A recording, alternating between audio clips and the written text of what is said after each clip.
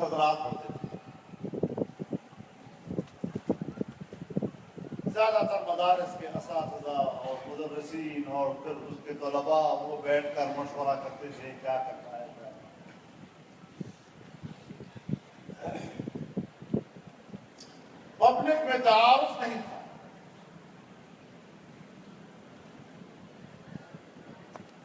لیکن الحمدللہ ان حالات میں انہوں نے ہمت نہیں ہاری اور اپنے اکابرین کی امانت کی خود بھی حفاظت کی، اس سلسلے کو آگے بھی بڑھایا اور آپ کے اور ہمارے حوالے بھی۔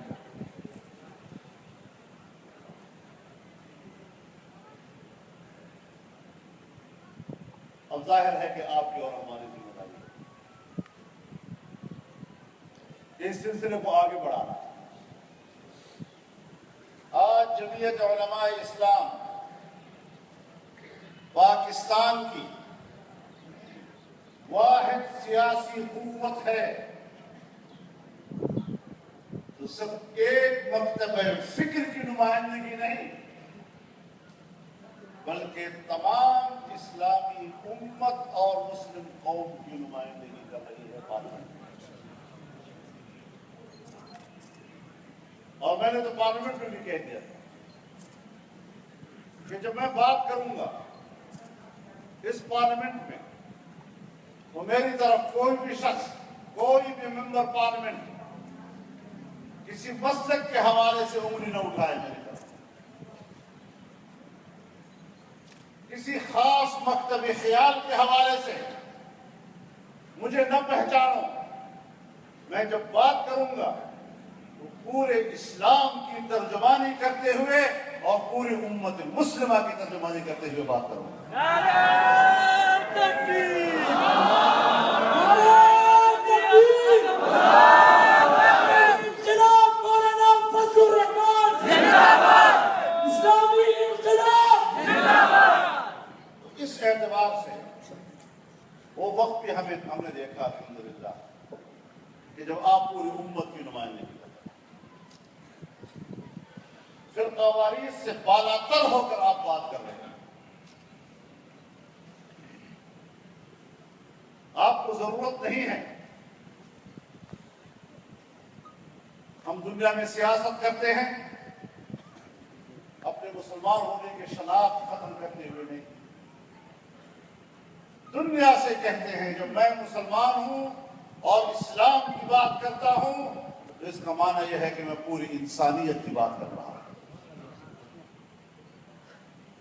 ہم جب اہل سنت والجماعت سے تعلق رکھتے ہیں تو پوری دنیا کو بتانا چاہتے ہیں کہ اہل سنت والجماعت یہ کسی مخصوص مسلک کا نام نہیں ہے بلکہ ان اہل حق مسلمانوں کا نام ہے جو تمام انسانیت کی بھلائی کی بات کرتے ہیں۔ ہم اگر حنفیت کی بات کرتے ہیں تو کسی دوسرے مذہب کے خلاف نہیں بلکہ اس تصور کے ساتھ کہ حضرت امام اعظم ابو حنیفہ نے ایسی فقہ تیار کی کہ آج دنیا میں کوئی بھی مسلمان خواہ کسی بھی مذہب سے تعلق رکھتا ہو امام ابو حنیفہ کی فقہ سے بے نیاز نہیں ہو سکتا۔ انسانیت کے لیے ہم اگر دیوبندیت کی بات کرتے ہیں تو دیوبندیت کسی کی دکان نہیں ہے جو وہ اپنے روٹی کمانے کے لیے اس کو استعمال کرے۔ دیوبندیت جمعیت علماء یہ اسلام کی آفاقیت، اس کی عالمگیریت، اس کی ہمگیریت کا نام ہے اور یہ پوری دنیا کو پیغام دے رہا ہے کہ اسلام تمام انسانیت کی آزادی اور ان کے حقوق کی بات کرتا ہے۔ اس طرح بلند سوچو، اور جمعیت نے اس طرح بلند سوچا تو آج پورے ملک کی سیاست میں آپ سب کی نمائندگی کر رہے ہیں۔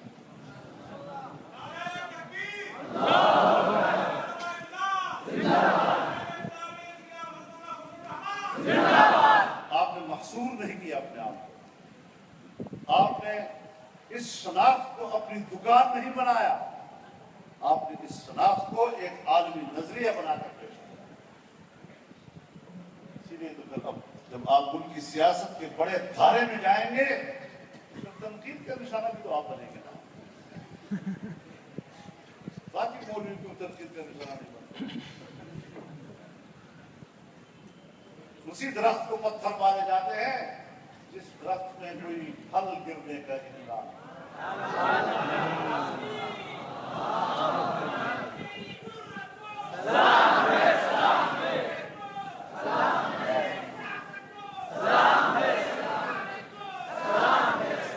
آج کل جب ہمارے اوپر کوئی مخالف تنقید کرتا ہے میں کبھی کبھی حیران ہوتا ہوں. ہمارے نوجوان اتنے جذباتی ہو جاتے ہیں کہ اگر وہ ہاتھ آ جائے تو پتہ نہیں کیا کرے. لیکن باطل حکومت کا آپ کے خلاف میدان میں آنا یہی آپ کے اہل حق ہونے کی علامت ہے.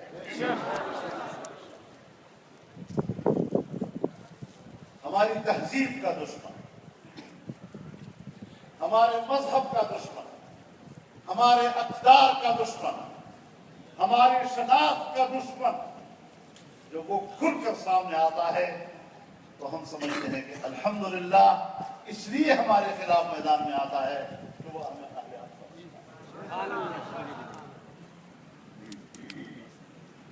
تو اس منہج پر ہم نے کام کرنا. اس وقت ایک لمبی جدوجہد کے بعد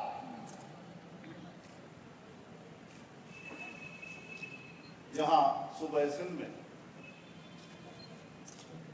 بلدیاتی الیکشن میں جمعیت علماء اسلام کو ایک بڑی کامیابی.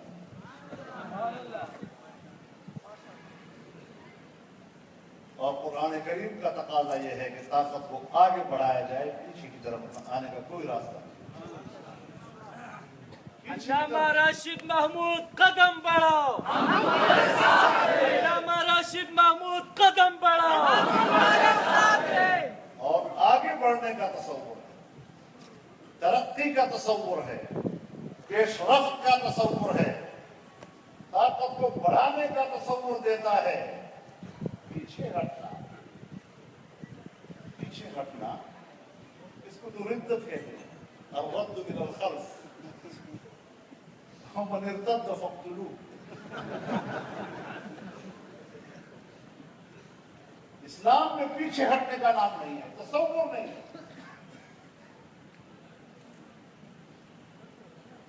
جذبات میں آنے کا نام نہیں ہے اسلام، اشتعال میں آنے کا نام نہیں ہے اسلام.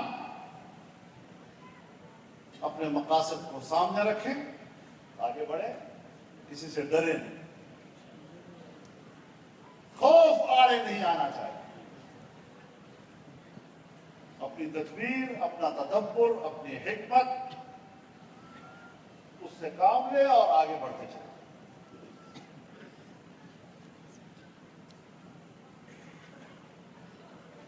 اس اعتبار سے ہم نے آگے بڑھا.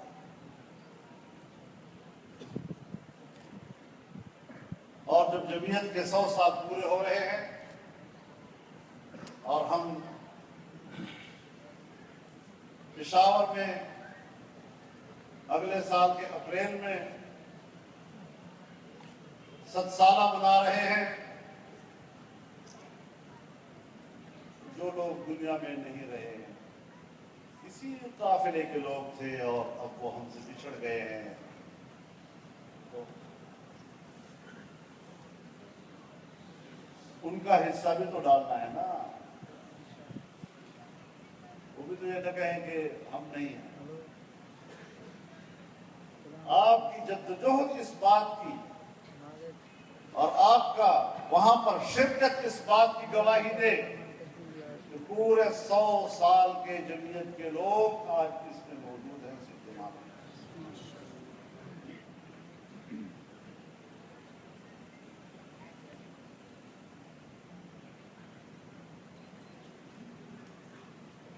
لیکن میں ایک بات آپ سے کہنا چاہتا ہوں.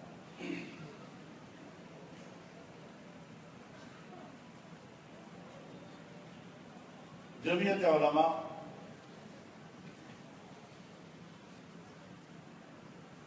جن اکابر نے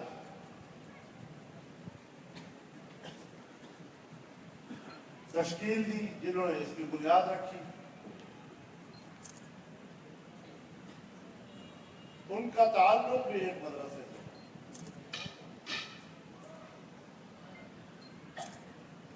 وہ نظام تعلیم جو ہمیں غلامی کی ذہنیت دیتا رہا، اس نصاب تعلیم کو رد کر کے قرآن و سنت پر مبنی ایسا نصاب تعلیم ہمیں عطا کیا جس کے نتیجے میں یہ آزاد منش لوگ پیدا ہوتے رہے، آزادی کے جذبے سے، قوم کی خوشحالی کے جذبے سے، اپنے پاؤں پر قوم کو کھڑا کرنے کے جذبے سے رجال کار پیدا ہوتے رہے۔ آج اسی مدرسے کو نشانہ بنایا جا رہا ہے،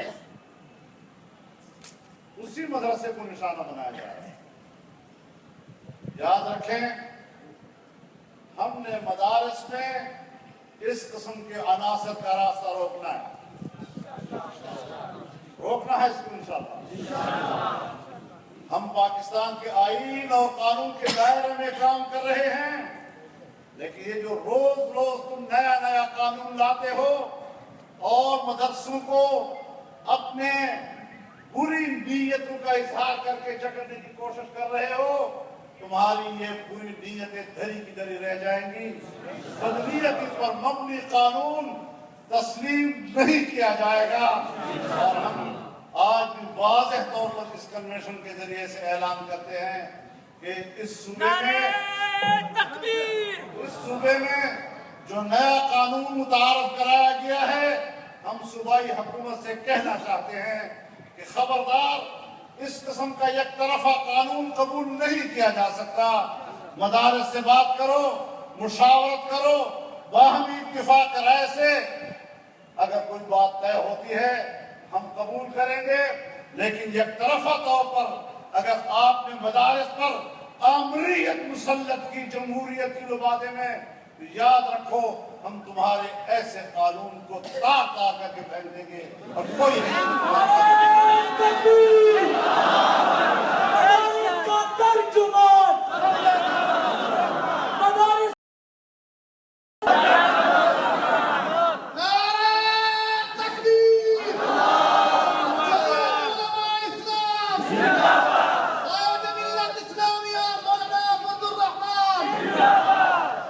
اس قسم کا کوئی قانون قابل قبول نہیں ہو، رد کر دیں گے ہم۔ اگر حکومت کرنی ہے، یاد رکھو ہمیں راضی رکھ کر حکومت کرنی ہوگی۔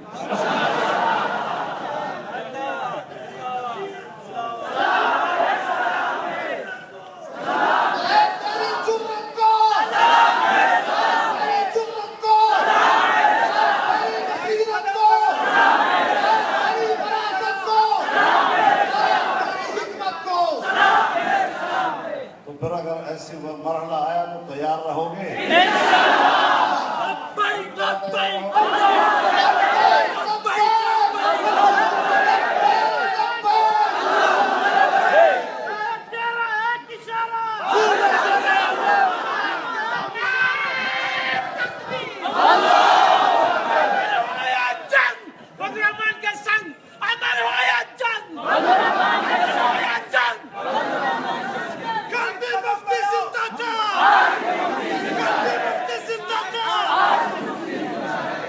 میرے محترم دوستو، جمعیت علماء اسلام نے برائیوں کا راستہ روکا۔ ہمارے پنجاب میں خواتین کے نام سے بل لایا گیا، ہماری وہاں نمائندگی نہیں تھی، لیکن میں نے خود جا کر لاہور میں مورچہ قائم کیا اور ان کے قانون کو واپس دھکیل دیا۔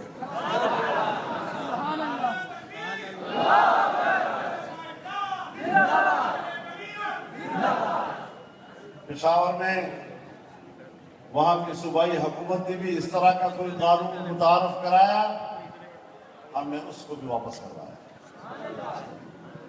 اور آپ کو یہ بھی بتا دوں کہ جب اس قسم کے قوانین آتے ہیں جو قرآن و سنت کے خلاف ہوں تو بظاہر تو آپ دیکھتے ہیں کہ یہ آپس میں لڑ رہے ہیں، لیکن اس قانون سازی میں وہ ہمیشہ اکٹھے رہتے ہیں. یعنی دین کے خلاف ان کا کوئی جھگڑا نہیں، لیکن اگر جھگڑا ہے تو سب اقتدار کا ہے. ہم ایسے جھگڑوں پہ یقین نہیں رکھتے. لوگ کہتے ہیں تم حکومت کے اتحادی ہو. میں نے کہا اتحادی ہوں، لیکن اپنے نظریات کو اگر نظر انداز کر کے میں نے کوئی قدم اٹھایا تو پھر آپ اعتراض کریں. اور اگر ہمارے ہوتے ہوئے کسی زمانے میں ایوب خان کے زمانے میں یہاں مشینی ذبح کا کوئی مسئلہ آیا تھا، حضرت مفتی صاحب رحمہ اللہ نے اس کا مقابلہ کیا اور بتایا کہ یہ شریعت کے خلاف ہے اور ایسی ذبیحہ حرام ہے. آج پھر کوشش کی گئی اسی ایوان حلال فوڈ اتھارٹی بنانے کی، لیکن الحمدللہ ہم ڈٹ گئے. قانون سازی کے درمیان میں اس کو روکا، رواں قانون سازی کے بیچ میں ہم نے، اور پھر وہ سارے شکیں نکلوائیں جو ہماری نظر میں قرآن و سنت کے خلاف تھی، تب جا کر پاس ہوا. آپ مطمئن رہیں انشاءاللہ العزیز. جمعیت علماء کو اللہ نے ایک مقام عطا کیا ہے، تاریخ کا ایک لمبا سفر اس نے طے کیا ہے، اور آج ہم وہاں کھڑے ہیں کہ دنیا اب جمعیت علماء کی موقف کو نظر انداز نہیں کر سکتی. تو مجھے صوبہ سندھ کی جمعیت نے کہا تھا کہ آپ نے خود آنا ہے اور اگلے سال کے 7 سالے کے لیے آپ نے جمعیت کے کارکنوں کو خود دعوت دینی ہے. میں آپ کو دعوت نہیں دے رہا ہوں، میں آپ سے کہہ رہا ہوں کہ آپ نے عوام کو دعوت دینی ہے. آپ نے داعی بننا ہے، آپ نے گلی کوچے اور محلے سے لوگوں کو نکالنا ہے. آپ نے سندھ کے اور کراچی کے عوام کو اس عظیم اجتماع میں شریک کرنا ہے. آپ تیار ہوں گے اس کے لیے؟ وعدہ ہے آپ کا؟ پھر کل یہ تو نہیں کہو گے کہ جی ہم نے بات سنی، ہمیں پتہ نہیں تھا. اللہ تعالیٰ عطا فرمائے، آپ کو حکمت عطا فرمائے، ایسے جاری رہے گا. پیچھے بھائی، پیچھے شاباش. اور دعوانا